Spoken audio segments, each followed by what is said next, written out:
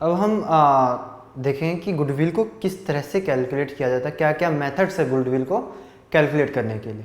हमें goodwill calculate क्यों करनी पड़ती है? क्योंकि जब भी हमारी प्रॉफिट शेयरिंग रेशियो चेंज होती है, एडमिशन होता है किसी पार्टनर का, या किसी पार्टनर की डेथ हो जाती है, रिटायरमेंट होता है, या जब कोई दो पार्टनरशिप अमलगमेट होती हैं, तब हमें गुडविल कैलकुलेट करनी पड़ती है, क्योंकि उसका जो सेक्रीफाइसिंग और गेनिंग रेशियो में जो पार्टनर्स गेन या सेक्रीफाइस कर रहे हैं उनको हमें कंपेंसेट करना होता है। या कोई नया पार्टनर अगर फर्म में आ रहा है तो वो गुडविल को एंजॉय करेगा, इसलिए उससे हम फ्यूचर में अगर वो गुडविल को एंजॉय कर रहा है जो ऑलरेडी एग्जिस्टिंग पार्टनर्स ने क्रिएट किया है, इसलिए उसको कंपेंसेट करना पड़ेगा ऑलरेडी एग्जिस्टिंग पार्टनर्स का।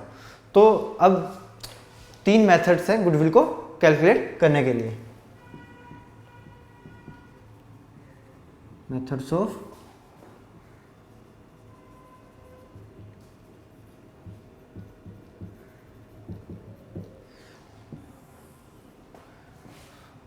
एवरेज प्रॉफिट मेथड से कर सकते हैं हम,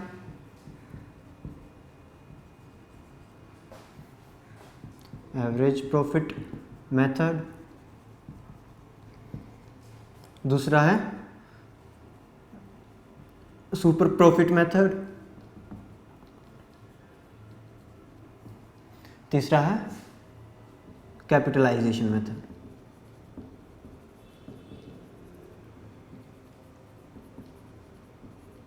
ठीक है, इन 3 तरीकों से हम गुडविल को कैलकुलेट कर सकते हैं।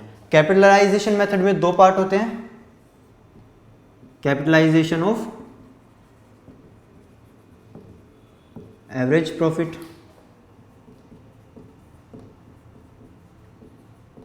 या फिर कैपिटलाइजेशन ऑफ सुपर प्रॉफिट।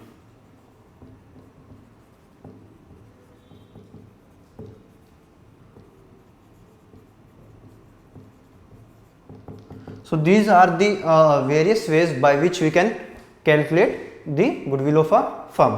सबसे पहले हम देखेंगे एवरेज प्रॉफिट मेथड को। एवरेज प्रॉफिट मेथड में क्या होता है, इसमें हम फर्म्स के जो पिछले कुछ साल के प्रॉफिट्स हैं उनको एवरेज करते हैं।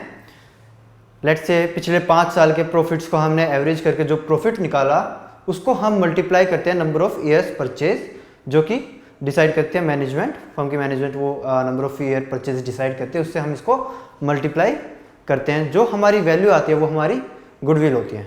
सो this is basically very simple method of calculating goodwill. लेकिन इसमें हमें कुछ बातों का ध्यान रखना होता है। फर्स्ट इज दैट जो भी हमारा प्रॉफिट्स हैं पिछले सालों के, अगर उनमें कोई लॉस इंक्लूड कर रखा है तो पहले वो जो लॉस हमारा हुआ, एबनॉर्मल लॉस की हम बात कर रहे हैं, एबनॉर्मल लॉस को हम उसमें प्रॉफिट्स में ऐड करते हैं। सिमिलरली अगर हमारा कोई गेन हुआ है which is not the part of business, यानी कि बिजनेस की वजह से बिजनेस का वो पार्ट नहीं है, लेकिन कोई हमारा एबनॉर्मल गेन हुआ है, यानी कि कोई हमने लैंड सेल कर दी जिसकी वजह से हमें कुछ कैपिटल गेन हुआ है, तो उस गेन को हम उस प्रॉफिट में से सब्ट्रैक्ट करते हैं और हम जो नेट प्रॉफिट निकल के आता है उसको फिर हम यूज़ करते हैं while calculating the average profit. और हमें ध्यान रखना होता है जो हमारी इन्वेस्टमेंट अदर देन दी जो हमारा बिजनेस है, उसके अलावा जो हमने इन्वेस्टमेंट्स कर रखे हैं उनसे जो हमें प्रॉफिट्स मिलता है, उनसे जो हमें गेन मिलता है, उसको भी हम जो प्रॉफिट हमारा ओवरऑल प्रॉफिट जो निकल के आता है एवरी ईयर का, उसमें से हम उसको सब्ट्रैक्ट करते हैं। तो ये 3 बातों का हमें ध्यान रखना होता है। तो अब हम एक क्वेश्चन करके देखते हैं एवरेज प्रॉफिट मेथड से। ठीक है, हम इन तीनों मेथड को बारी बारी से करेंगे। सबसे पहले एवरेज प्रॉफिट मेथड कुछ क्वेश्चंस देखते हैं। Suppose taking the last 5 years of profit of a firm XYZ company, right. उनके हम पिछले कुछ 5 साल के एवरेज प्रॉफिट्स कुछ 5 साल के प्रॉफिट्स देखते हैं, उनका फिर हम एवरेज निकालते हैं। लेट्स से XYZ कंपनी के प्रॉफिट हैं, profit of last 5 years। Let's say हमारे profit in the year 2012 50,000 rupees, 50,000। Okay, 2012 में कंपनी ने 50,000 रुपये का प्रॉफिट कमाया और 2013 में लेट्स से 20,000 का उसे लॉस हो गया, यानी कि इस साल कंपनी ने प्रॉफिट नहीं कमाया, इस साल कंपनी को लॉस हुआ 20,000 रुपये का। ठीक है, 2014 में लेट से कंपनी ने 10,000 का प्रॉफिट कमाया, यानी कि इस साल प्रॉफिट हुआ है 10,000 का। 2015 में कंपनी ने 60,000 का प्रॉफिट कमाया, और एज्यूम कर लेते कि 2016 में कंपनी ने 80,000 का प्रॉफिट कमाया। And the number of years purchase is given as 3। Number of years purchase is 3। ठीक है, अब गुडविल की वैल्यू क्या होगी? सबसे पहले हम इनका एवरेज करते हैं। एवरेज प्रॉफिट कैसे निकलेगा? जितने भी हमारे प्रॉफिट्स हुए हैं इनको ऐड कर देंगे और लॉस को उसमें से सब्ट्रैक्ट कर देंगे, यानी कि 50,000 minus 20,000 30,000, 40,000 1,80,000। Okay, 1,80,000 is the overall profit while the number of year is 5.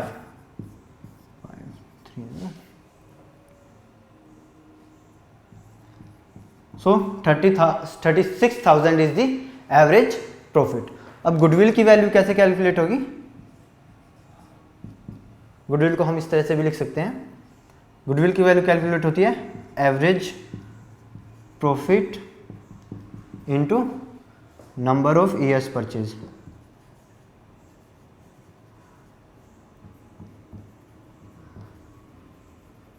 यहाँ पे नंबर ऑफ ईयर्स परचेज हमें गिवन है 3, यानी कि इसको हम 3 से मल्टीप्लाई कर देंगे तो हमारी जो वैल्यू आएगी वो हमारी गुडविल की वैल्यू निकल के आ जाएगी।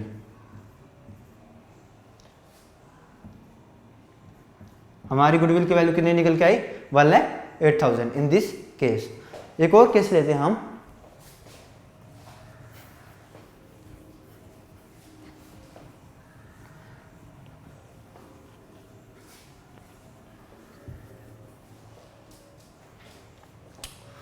लेट्स से ABC कंपनी के कुछ प्रॉफिट हमें गिवन है। 2014 में हमें गिवन है कि ABC कंपनी ने जो है उसने उसने जो प्रॉफिट कमाया वो है 40,000। 2014 में ABC कंपनी ने प्रॉफिट कमाया, जिसमें से कि 5,000 जो रुपये है वो एबनॉर्मल गेन है, यानी कि लेट से उसने कुछ चीज़ सेल की होगी या तो उस पर कैपिटल गेन मिल गया, किसी इन्वेस्टमेंट की वजह से उसे गेन हुआ 5,000 रुपये का। So it includes 5,000 abnormal gain.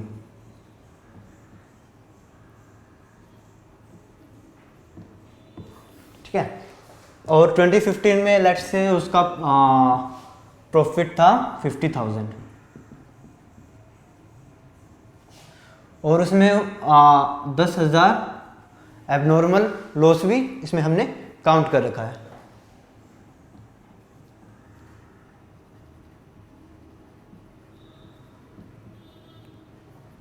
यानी कि काउंट करने के बाद जो हमारा प्रॉफिट आया, जो हमने लॉस हुआ उसको डिडक्ट करने के बाद नेट प्रॉफिट से जो हमारा प्रॉफिट आया वो हमारा 50,000 है। 2016 में हमारा प्रॉफिट हुआ 45,000। ठीक है, इसमें 5,000 लेट से वो अमाउंट है जो कि उसने एनुअल इंश्योरेंस के लिए पे किया है, यानी कि फर्म की कोई प्रॉपर्टी थी जिसको उसने इंश्योर करवाया इसी साल से उसने अपनी फर्म की कोई प्रॉपर्टी को इंश्योर करवाया, उसका उसे एनुअल इंश्योरेंस प्रीमियम देना पड़ा 5,000। वो इसमें हमने ऑलरेडी डिडक्ट कर चुके हैं।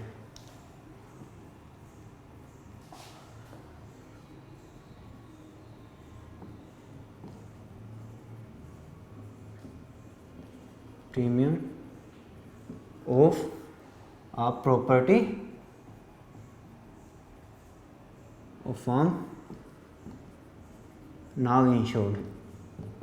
ये जो प्रॉपर्टी थी फर्म की वो पहले इंश्योर्ड नहीं थी, लेकिन इस साल से हमने उसको इंश्योर करवा दिया।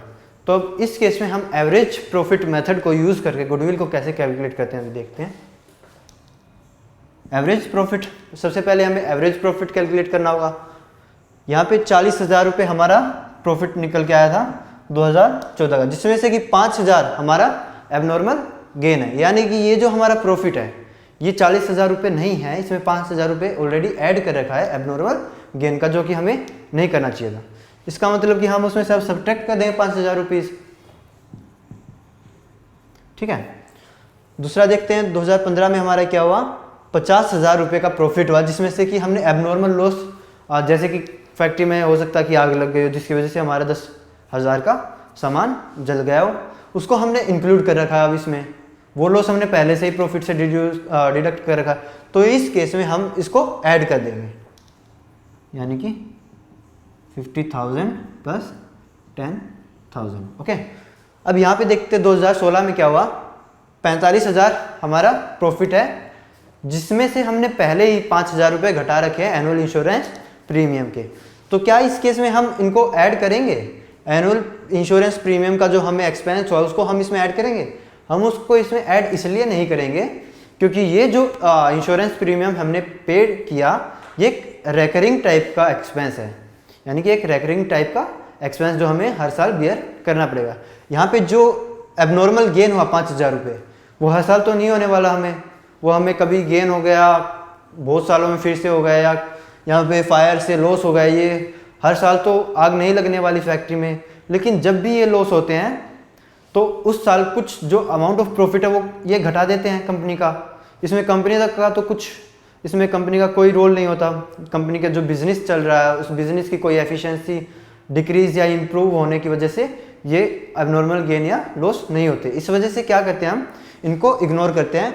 While this is a recurring type of expenditure that should be included in the while calculating the net profits, यानी कि उसको हम काउंट करेंगे नेट प्रॉफिट्स कैलकुलेट करते टाइम। तो हमने इसमें जो 45,000 हमारा प्रॉफिट आया, इसको एज इट इज़ 45,000 हम लिखेंगे। अब इनका एवरेज निकाल देते हैं, क्योंकि ये 3 साल का प्रॉफिट था इसलिए हम इसे 3 से डिवाइड करते हैं। So what will be the average profit? This is 40,000 35,000 85,000 95,000 95,000 plus 140,000।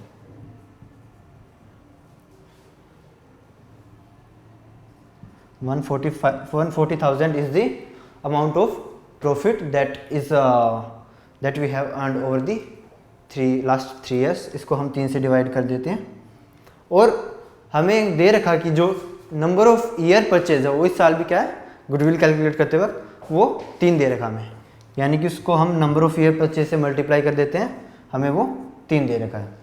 ठीक है, तो हमारी गुडविल की वैल्यू कितनी आएगी? हमारी गुडविल की वैल्यू आएगी, goodwill is ₹1,40,000। So this will be the amount of goodwill, जो हमारी इस साल की गुडविल है वो हमारी 1,40,000 की। अगर हम एवरेज प्रॉफिट मेथड को यूज़ करके अगर हम गुडविल को कैलकुलेट करते हैं तो ये हम एवरेज प्रॉफिट को क्यों, इसका क्या इंपॉर्टेंस है, एवरेज प्रॉफिट्स को हम क्यों कैलकुलेट करते हैं?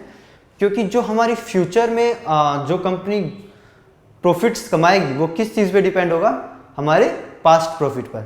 जितना कि कंपनी ने पिछले सालों में, कुछ सालों में वो प्रॉफिट कमाती आ रही है, फ्यूचर प्रॉफिट उसके अराउंड वेरी करेगा, यानी कि उसके अराउंड ही वो लाई करेगा।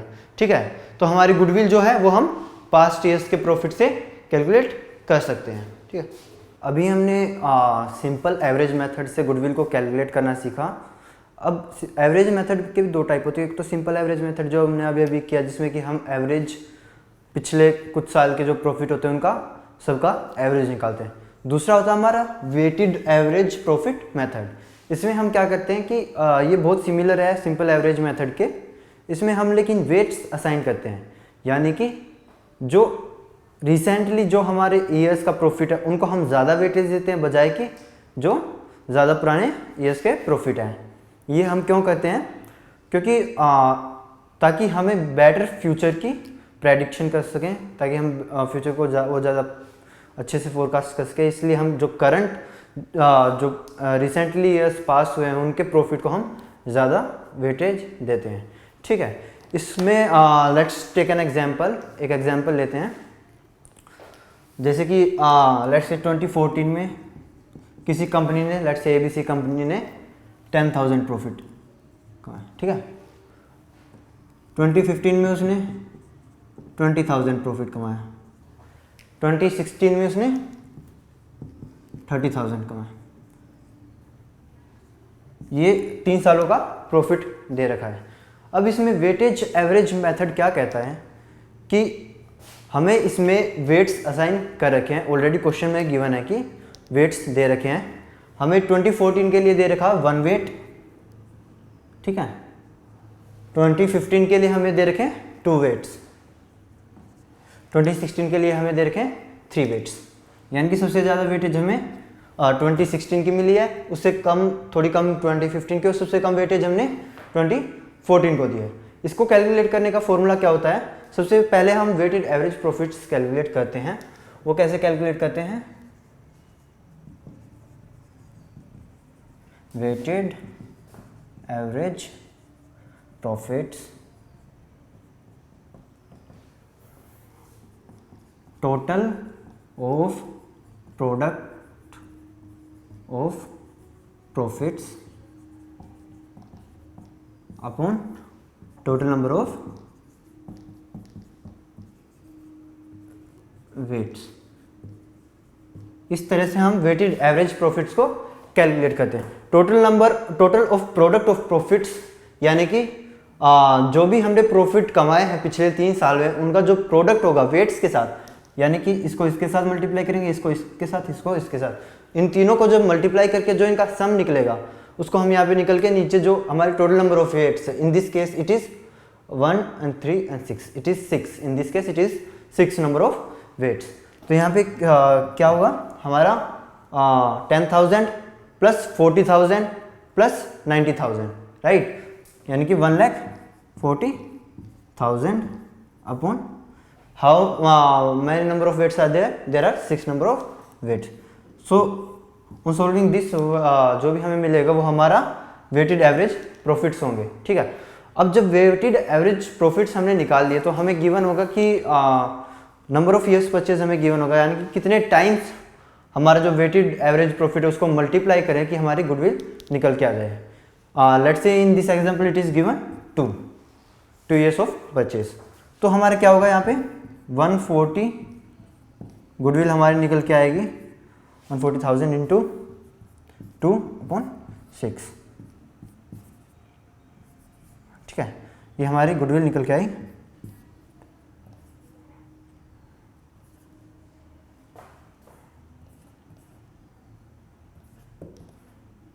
$46,666 समथिंग हमारी गुडविल। इस तरह से हम इस फॉर्मूले को यूज़ करते हुए टोटल एवरेज मेथड से कैलकुलेट करते हैं। तो वेटेज एवरेज प्रॉफिट मेथड कब सूटेबल होता है?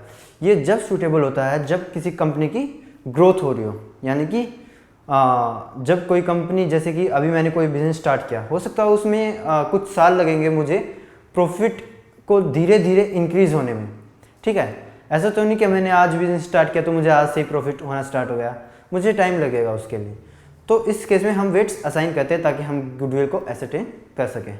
यानी कि मेरा जो प्रॉफिट बढ़ रहा है कंटिन्यूसली पिछले सालों से, जो मेरा रिसेंट प्रॉफिट है उसको मैं ज़्यादा वेटेज दूंगा और जो उससे पिछले साल का उसको मैं थोड़ी कम वेटेज दूंगा। इस तरह से वेटेड एवरेज प्रॉफिट मेथड से हम गुडविल कैलकुलेट कर सकते हैं। अब देखते हैं super profit method. Super profit method से किस तरह से हम गुडविल को कैलकुलेट करते हैं।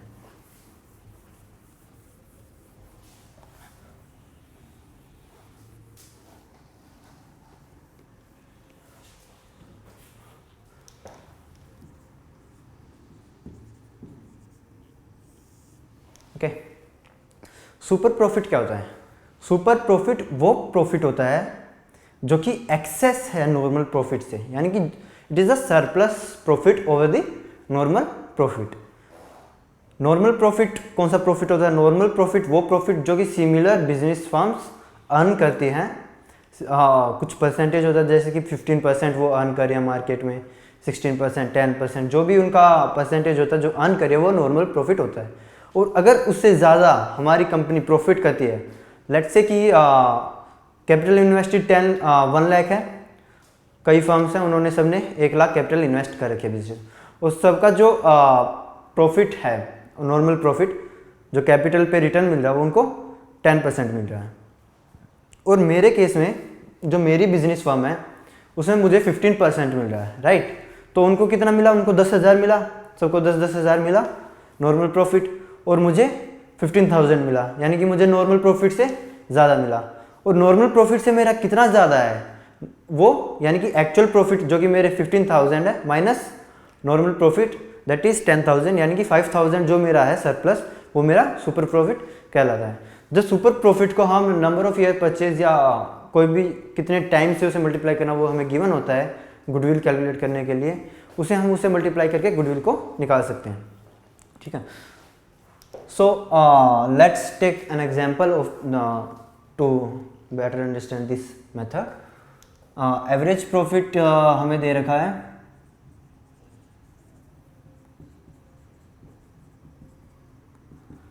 एवरेज प्रॉफिट हमें गिवन है इस केस में जो है 70,000, ठीक है। इसमें 5,000 जो है एबनॉर्मल गेन भी है इंक्लूडेड, तो हमें क्या करना होगा, उसको सबट्रैक्ट करना होगा 5,000 एबनॉर्मल गेन, ठीक है। और हमें दे रखा है इस क्वेश्चन में कैपिटल जो हमारी capital employed is equal to 5,50,000, ये क्वेश्चन में गिवन है, ठीक है। नॉर्मल रेट ऑफ रिटर्न हमें दे रखा है 10%,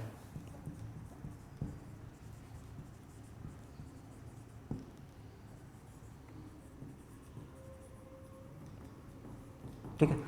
और हमें जो super profit number of years purchase हमें गिवन है 4 टाइम्स,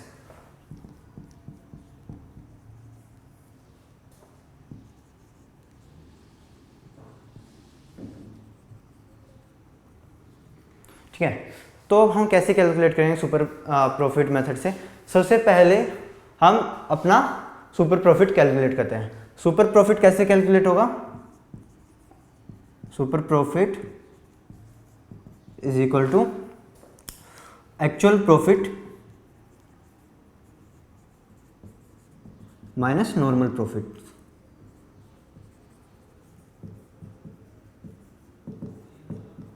नॉर्मल प्रॉफिट्स हमारा कैसे कैलकुलेट होता है, capital employed into normal rate of return divided by 100, ठीक है। उसको हम कैसे कैलकुलेट करेंगे, 5,50,000 normal rate of return is 10%, यानी कि 10/100 जो कि हमारा 55,000 है, ये हमारा नॉर्मल प्रॉफिट है। लेकिन हमारा एवरेज प्रॉफिट कितना आया, एवरेज प्रॉफिट हमारा 70,000 से अगर हम 5,000 निकाल दें जो कि एबनॉर्मल गेन हमें हुआ था, तो हमारा एक्चुअल प्रॉफिट 65,000 है। तो सुपर प्रॉफिट हमारा कितना आया, 65,000 माइनस 55,000 यानी कि 10,000, ठीक है। गुडविल कैलकुलेट करने के लिए हमें इसे नंबर ऑफ ईयर से परचेज से मल्टीप्लाई करना पड़ेगा जो कि हमें गिवन है 4, ठीक है। यानी कि 40,000 rupees 40,000 is the value of goodwill. So this is how we have calculated the goodwill via super profit method. एक और क्वेश्चन करते हैं सुपर प्रॉफिट मेथड का।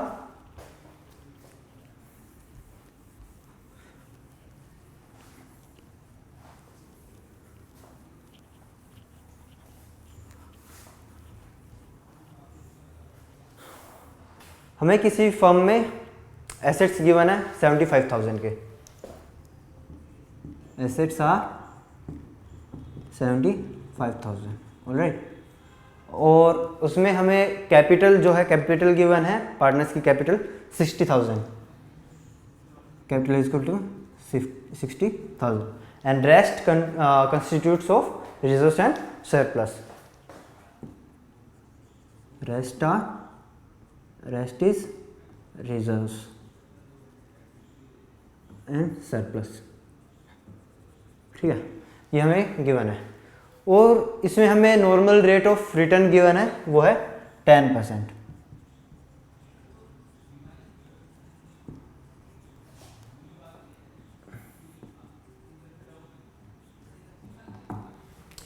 गुडविल इस क्वेश्चन में हमें गिवन है 24,000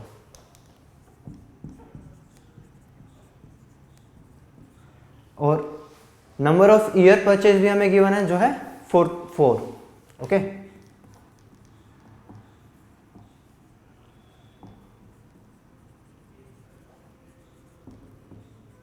हमें इस क्वेश्चन में कैलकुलेट क्या करना है, हमें इस क्वेश्चन में कैलकुलेट करना है एवरेज प्रॉफिट हमारे कितने हुए।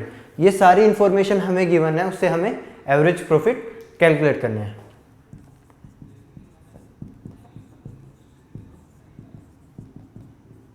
कैसे कैलकुलेट करेंगे? सबसे पहले हम सुपर प्रॉफिट को कैलकुलेट करते हैं।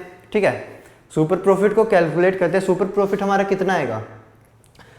गुडविल हमें गिवन है 24,000, number of years purchase given है 4, यानी कि सुपर प्रॉफिट हम इन दो चीज़ की हेल्प से कैलकुलेट कर सकते हैं। फॉर्मूला होता था हमारा goodwill is equal to super profit into number of year purchase. ये हमें गिवन है 4, गुडविल हमें गिवन है 24,000, यानी कि सुपर प्रॉफिट हमारा निकल गया 6,000। ठीक है, सुपर प्रॉफिट हमारा निकल के आएगा। नॉर्मल प्रॉफिट हमारा कितना है? नॉर्मल रेट ऑफ रिटर्न 10% है, और इस केस में नॉर्मल प्रॉफिट कैलकुलेट करने के लिए हमें पहले कैपिटल एम्प्लॉयड निकालनी पड़ेगी। कैपिटल एम्प्लॉयड क्या होती है? कैपिटल एम्प्लॉयड कैलकुलेट करने के लिए हम क्या कहते हैं? Capital employed is equal to assets minus liabilities. इस केस में हमें लायबिलिटी हमारी कितनी है? लायबिलिटी हमारी है ही नहीं, क्योंकि 60,000 जो कि पार्टनर्स कैपिटल अकाउंट में क्रेडिट कर रखे हैं, और rest of constitutes about reserves and surplus, यानी कि लायबिलिटीज हमारी नील है इस केस में। तो जो कैपिटल एम्प्लॉयड होगी हमारी टोटल, वो एसेट्स के बराबर होगी, यानी कि एसेट्स हमारे कितने हैं? 75,000। It means capital employed is 75,000।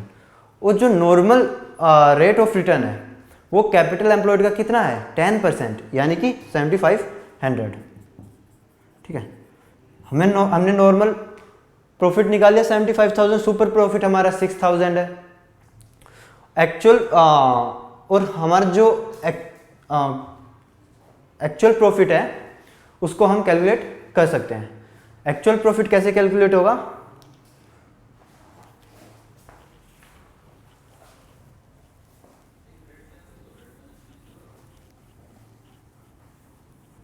Actual profit is super profit plus normal profit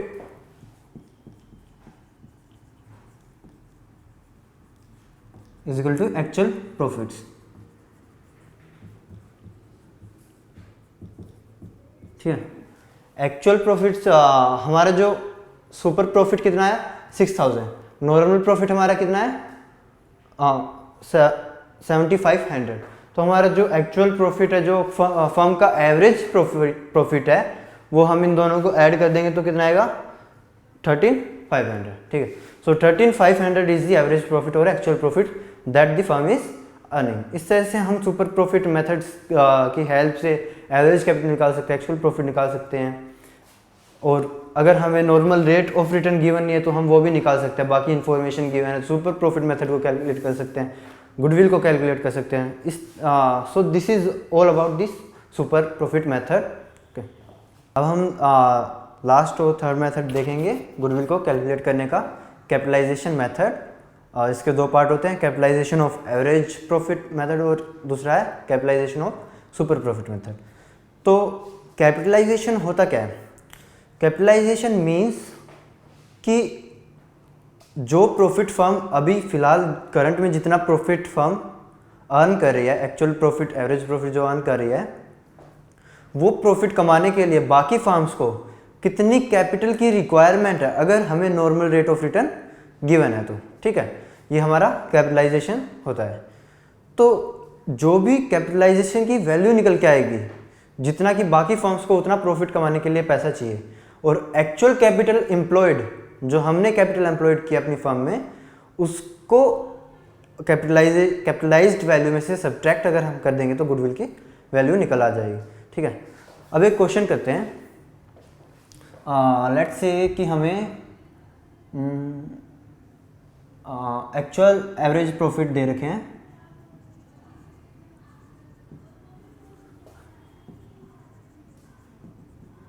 is equal to 72,000 okay, और हमें normal rate of return given है, normal rate of return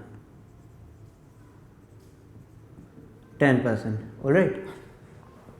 actual average profit 72,000, normal rate of return 10%।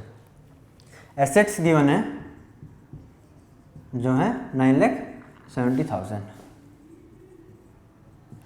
Capital employed और liabilities हमें given है 4 lakh rupees.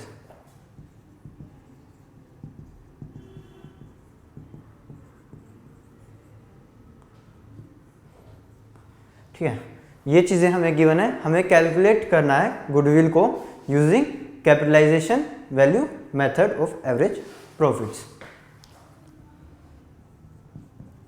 So this is the our question. तो हम इसको कैसे करेंगे? सबसे पहले हम इसमें से capitalised value of average profits निकालेंगे। वो कैसे निकल के आएगी? हमारा एवरेज प्रॉफिट कितना है? 72,000। 72,000 को अगर हम नॉर्मल रेट ऑफ रिटर्न से डिवाइड कर देंगे तो क्या आ जाएगी हमारी capitalised value of average profits, यानी कि लाइक दिस। तो हमारी वैल्यू कितनी आ गई? 7,20,000। ठीक है, एक्चुअल कैपिटल एम्प्लॉयड हमारी कितनी है? कैपिटल एम्प्लॉयड हम कैसे कैलकुलेट करते हैं? Total assets minus total liabilities. In this case 9,70,000 minus 4 lakh, यानी कि एक्चुअल कैपिटल एम्प्लॉयड हमारी है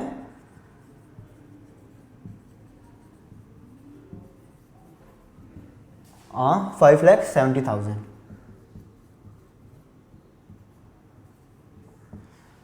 गुडविल क्या होती है? गुडविल हमारी इन दोनों का जो डिफरेंस होता है, यानी कि कैपिटलाइज्ड वैल्यू और एक्चुअल कैपिटल एम्प्लॉयड, इन दोनों का जो डिफरेंस होता है वो हमारी गुडविल होती है।